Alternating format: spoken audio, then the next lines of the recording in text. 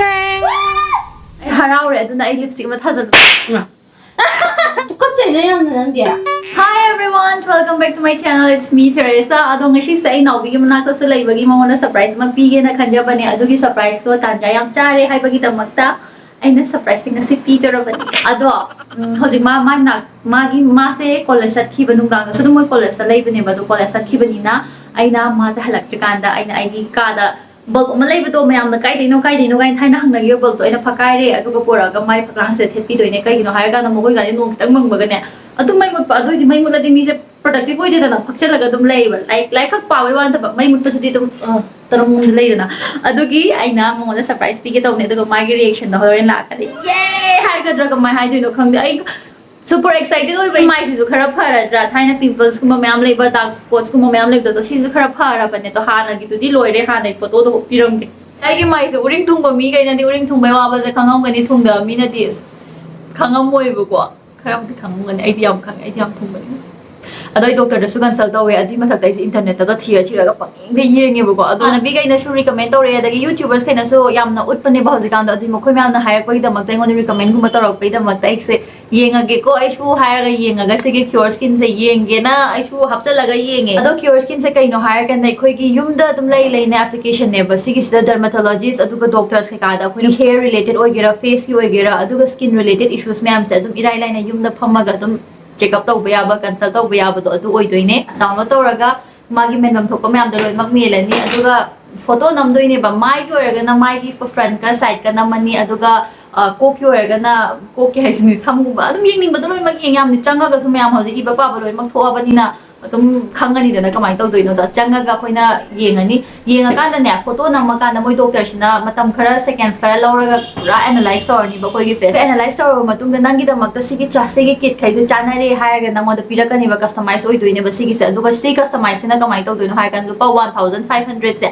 si low doine mo koi paisa je loin mak charge lo include taw khra bane sigi se doctor gi oigera ama gi oigera loi mak yaugre adu si ko chai ga sine aduga haidi moi ki haidi ka haiga moi ki dor leis di moi ki pose moi masana saba natraga so atop dukan gum le dum hapchale e ba haidi adum mo ko eduna khoina photo hapaga yenga ga skin do test of thokha kanda si nangi chanai habdo aduga mana bo or hafet mana rap to photo dum swai de dum laser so yai dana aduna hapchale yengi se mo dillen boina dum crack namaga ki product sai se mo khoina piri side effect lai bra haiga de side effect lai te kai no haiga kanda certified oi doctors kaina ekoi da gi da mak da dum recommend to pira products kai oi doine ba ado kai gu mo khoina skin gu ma se yenga kana doctor da directly worry shana ba do si sine na nuai khalaga di sigi application se dum doctor ga directly worry shana ba na traga message thana ba ya doine sigi application sigi su magi numit kunni leraga follow up checkups kumba lai doine sigi sida koina dum yam free of cost to bi ba do haide koina checkup kumba chatlaga di doctor da su chatlani matam su mangani time su consume to arni extra charges ke kasu tum lowi dana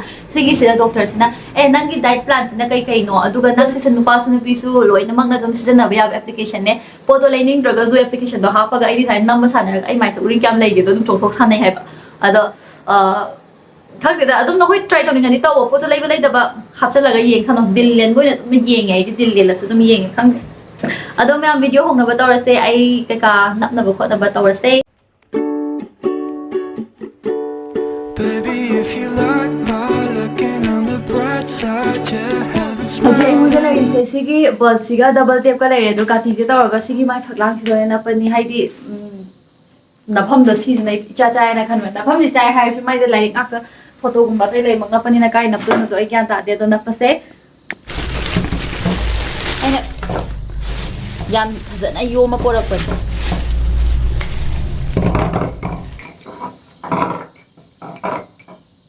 bulb kumba than ba si su mafam cha radi mit nungai ta ba lai bani na aina mai le muthlaga bulb se kai than ba mafam cha ina yeng bagi ne ado ai se Naobi lai ba aya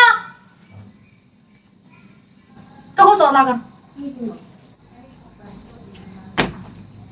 la e ha ba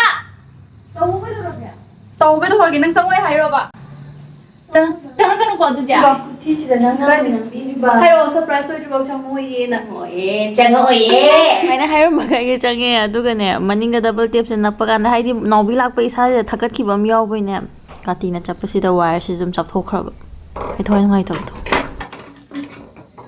kanam sang pa ya roi ko 10 seconds later. ꯑꯩꯅ surprise ꯄꯤꯒꯦ ꯇꯧꯔꯒ ꯀꯛꯊꯠꯈ꯭ꯔꯦ ꯁꯤꯁꯦ ꯊꯝꯕ ꯌꯥꯒꯗ꯭ꯔꯥ ꯑꯩ ꯁꯝꯁꯦ ꯁꯨꯃꯥꯏꯅ ꯁꯝꯃꯦꯕꯀꯣ ꯑꯗꯣ ꯁꯤꯒꯤ ꯕꯜꯕꯁꯤꯗ ꯌꯥꯎꯔꯤꯁꯦ ꯀꯩꯅꯣ 10ꯃꯨꯛ ꯑꯣꯏꯔꯝꯒꯅꯤꯕ ꯃꯈꯣꯏꯒꯤ ꯁꯤꯒꯤ ꯕꯜꯕꯇꯣ ꯑꯗꯣ ꯑꯩꯅ ꯀꯛꯄꯗ 1 2 3 4 ꯃꯔꯤꯁꯦ ꯂꯣꯏꯔꯀꯥꯟꯗ 4 ꯍꯦꯛ ꯁꯨꯕꯒ ꯕꯜꯕꯇꯣ ꯀꯛꯈ꯭ꯔꯦꯗꯅ ꯀꯥꯇꯤꯗꯨꯅ ꯑꯗꯨꯒꯤ ꯑꯩꯗꯣ ꯈꯪꯗꯦ ꯌꯥꯝ ꯅꯨꯡꯉꯥꯏꯇꯦ ꯊꯋꯥꯏ ꯑꯩ ꯉꯥꯏꯍꯥꯛꯇꯪꯗꯨꯗ ꯑꯩꯁꯦ ꯄꯨꯔꯥ ꯁꯣꯛ ꯆꯠꯈꯤꯕꯗꯣ ꯁꯔꯄ꯭ꯔꯥꯏꯖ ꯄꯤꯒꯦ ꯀꯥꯏꯅ ꯇꯤ ꯍꯔꯥꯎꯖꯔꯒ ꯑꯗꯒꯤ ꯈꯪꯗꯦꯗ ꯑꯗꯨꯏꯁꯨ ꯑꯩ ꯌꯥꯅꯕ ꯃꯔꯤꯁꯤꯅ ꯊꯥꯜꯂꯒꯦꯅ ꯈꯟꯕꯅꯦ ꯑꯗꯨꯒꯤ ꯑꯃꯨꯛ ꯁꯦꯝꯃꯤꯅꯦ ꯑꯩꯁꯦ ꯈꯪꯗꯦ ꯑꯗꯨꯝ ꯕꯜꯕ ꯃꯌꯥꯝ ꯌꯥꯝꯕꯗꯣ ꯕꯜꯕꯇꯣ 4 ꯈꯛꯇꯪ ꯉꯥꯏꯔꯦ I'm not that much satisfied ꯑꯗꯣ ꯍꯣꯏ ꯅꯥꯎꯕꯤꯗ ꯌꯦꯡꯍꯜꯂꯁꯦ ꯅꯥꯎꯕꯤ ꯂꯥꯛꯑꯣ ꯑꯝꯇ ꯂꯥꯛꯄꯤꯌꯣ please Actually, I was like super excited ꯑꯣꯏꯕꯅꯦꯕ ꯉꯁꯤ ꯁꯔꯄ꯭ꯔꯥꯏꯖꯇꯣ ꯁꯔꯄ꯭ꯔꯥꯏꯖꯇꯣ ꯁꯦꯝꯃꯤꯀꯥꯟꯗ ꯁꯔꯄ꯭ꯔꯥꯏꯖꯇꯣ ꯀꯥꯇꯤꯅ ꯀꯛꯊꯠꯈ꯭ꯔꯦꯕ ꯑꯗꯨꯏꯅꯦ ꯑꯩ ꯉꯁꯥꯏꯗꯤ ꯑꯃꯨꯛ ꯁꯦꯝꯃꯤꯅꯦ ꯈꯪꯕ꯭ꯔꯥ ꯌꯦꯡꯉꯣꯗ ꯁꯤꯒꯤ ꯋꯥꯡꯕ surprise Wow! Yan, Jessie, nang kala lang pa yan niye. ꯑꯗꯣ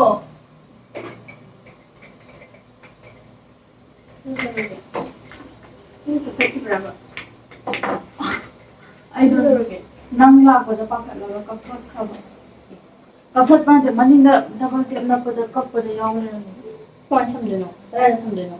ꯑꯁꯣꯝ ꯅꯥꯀꯟꯒꯤꯗꯣ ꯁꯝꯒꯗꯕꯅꯦ Kaya no samdeno. Samdeno kino. ꯑꯗꯣ ꯑꯩ ꯍꯧꯖꯤꯛ ꯁꯝꯃꯦꯕ ꯑꯗꯨ ꯌꯥꯗꯦꯕ Samdeno. ꯁꯝꯃꯀꯥꯟꯗ ꯉꯥꯟꯗꯦꯕ ꯅꯥꯎꯕꯤ Kato koy kakthali na. Adum fazayna. ꯃꯩꯗꯤ ꯑꯩ ꯃꯥꯏ ꯀꯥꯁꯦ ꯄꯨꯡꯉꯥꯟꯍꯟꯒꯦꯅ ꯈꯟꯖꯕꯅꯦꯕ ꯑꯗꯣ ꯃꯥꯁꯨ Kanya ahum suye che. 3 4ꯅꯦꯕ ꯑꯗꯨꯒꯤ ꯑꯩ ꯉꯁꯥꯏꯗꯩ ꯁꯝꯕꯅꯦ ꯑꯗꯨꯏꯗꯤ ꯀꯨꯏꯅ ꯆꯪꯉꯤꯗꯣ ꯑꯩ ꯊꯋꯥꯏ ꯌꯥꯝ ꯅꯨꯡꯉꯥꯏꯇꯦ ꯍꯥꯏꯕ ꯑꯗꯨꯒꯤ ꯁꯔꯄ꯭ꯔꯥꯏꯖꯇ ꯁꯔꯄ꯭ꯔꯥꯏꯖ Yani. ꯑꯩꯉꯣꯟꯗ ꯊꯃꯣꯏ ꯂꯨꯝꯕꯗꯣ ꯑꯗꯨ ꯇꯧꯋꯦ ꯍꯥꯏꯕ ꯁꯛꯀꯁꯦ ꯌꯦꯡꯉꯣ Karigi lumbra. ꯌꯥꯗꯕꯅꯦ ꯑꯗꯨ ꯊꯥꯔꯀꯥꯟꯗ ꯁꯣꯝꯒꯤꯁꯨ ꯌꯥꯗꯦ ꯑꯩ ꯌꯦꯡꯉꯝꯅꯦꯕ ꯌꯥꯗꯦꯀꯣ Where mo ang mga tingnan yaro yung hamsa. Kung ba? ꯊꯥꯔꯛꯎꯔ ꯍꯥꯏꯐꯦꯠ Ngay ko ba? ꯁꯔꯄ꯭ꯔꯥꯏꯖ ꯅꯠꯇ꯭ꯔꯦ ꯊꯕꯛ ꯑꯃ ꯄꯤꯕꯤꯔꯦ ꯁꯂꯨꯇꯦ ꯄꯣꯔꯛꯑꯦ Kini samnardi. ꯁꯔꯄ꯭ꯔꯥꯏꯖ ꯄꯤꯅꯕ ꯍꯣꯠꯅꯕꯗ ꯏꯁꯥꯃꯛ ꯁꯣꯛ ꯆꯠꯂꯦꯗꯨꯅꯦ ꯑꯩꯅ ꯉꯁꯤ ꯇꯧꯔꯤꯁꯦ ꯑꯗꯣ ꯍꯥꯏꯗꯤ ꯈꯨꯠꯇꯣ ꯃꯤꯠꯇꯨ ꯁꯣꯛꯄꯒꯤ ꯈꯨꯠꯇꯨꯁꯨ ꯈꯪꯗꯦ ꯊꯛꯀꯠꯄꯒꯤꯒ ꯑꯝꯇ ꯋꯥꯏꯔꯒꯗꯣ ꯂꯣꯏ ꯁꯝꯅꯗ꯭ꯔꯕ ꯖꯥꯠꯅꯦꯕ ꯅꯥꯎꯕꯤꯅ ꯂꯥꯛꯑ ꯁꯦꯝꯕꯗꯒꯤ ꯉꯥꯜꯂꯦ ꯉꯥꯟꯕꯗꯒꯤ ꯑꯗꯨꯝ ꯁꯦꯝꯃꯦ ꯃꯥꯅ Nakang simulo ngay nga masana to. Talage. Talage.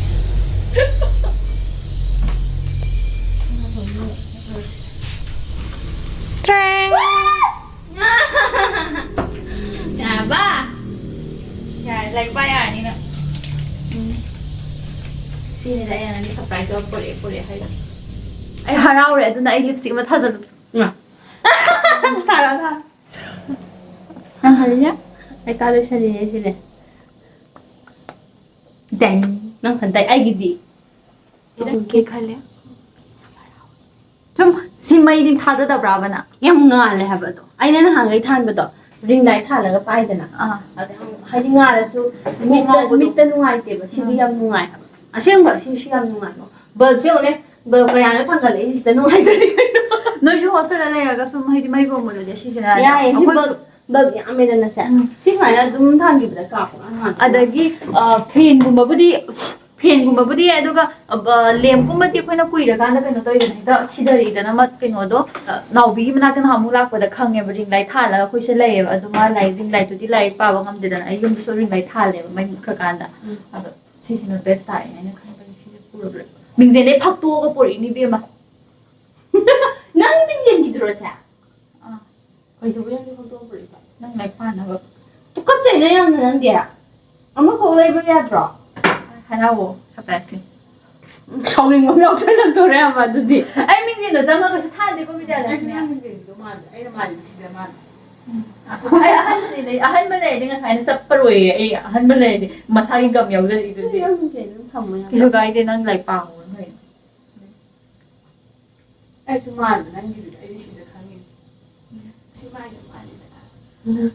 ꯑꯍꯟꯕ ꯑꯣꯏꯔꯝꯗꯕꯩ ꯁꯥꯎꯔꯦ ꯅꯠꯇ꯭ꯔꯒ ꯑꯍꯟꯕ ꯑꯣꯏꯗꯕꯩ ꯁꯥꯎꯕ ꯑꯁꯦꯡꯕ ꯑꯍꯟꯕ ꯑꯣꯏꯗꯕꯩ ꯁꯥꯎꯔꯕ ꯑꯩꯗꯤ ꯈꯪꯉꯦ ꯃꯅꯨꯡꯗꯗꯤ ꯑꯩꯒꯤ ꯃꯤꯡꯗꯗꯤ ꯂꯧꯊꯣꯛꯄꯩ ꯁꯥꯎꯕꯅꯦ ꯑꯗꯣ ꯃꯌꯥꯝ ꯉꯁꯤꯗꯤ ꯂꯣꯏꯁꯤꯜꯂꯒꯦ ꯚꯤꯗꯤꯑꯣꯁꯦ ꯑꯗꯣ ꯅꯨꯡꯉꯥꯏꯔꯒꯗꯤ ꯈꯪꯗꯦ ꯉꯁꯤꯒꯤ ꯊꯋꯥꯏ ꯅꯨꯡꯉꯥꯏꯇꯕꯁꯨ ꯌꯥꯎꯔꯦ ꯅꯨꯡꯉꯥꯏꯕꯁꯨ ꯌꯥꯎꯔꯦ ꯑꯗꯒꯤ ꯌꯥꯝꯅ ꯑꯦꯛꯁꯥꯏꯇꯦड ꯑꯣꯏꯕꯁꯨ ꯌꯥꯎꯔꯦ ꯑꯗꯨꯒꯤ ꯈꯪꯗꯦ ꯂꯣꯏꯅꯃꯛ ꯏꯃꯣꯁꯟꯁ ꯂꯣꯏ ꯄꯨꯟꯕ ꯚꯤꯗꯤꯑꯣꯅꯦ ꯑꯗꯨꯅ ꯈꯪꯗꯦ ꯂꯣꯏꯁꯤꯜꯂꯒꯦ ꯕꯥꯏ ꯑꯥꯏ ꯂꯚ ꯌꯨ ꯑꯩꯈꯣꯏ ꯆꯦꯒꯤ ꯆꯦꯅꯦꯜꯁꯦ ꯈꯔ ꯊꯨꯅ ꯍꯟꯗꯣꯛ ꯌꯣꯜꯂꯁꯤꯀꯣ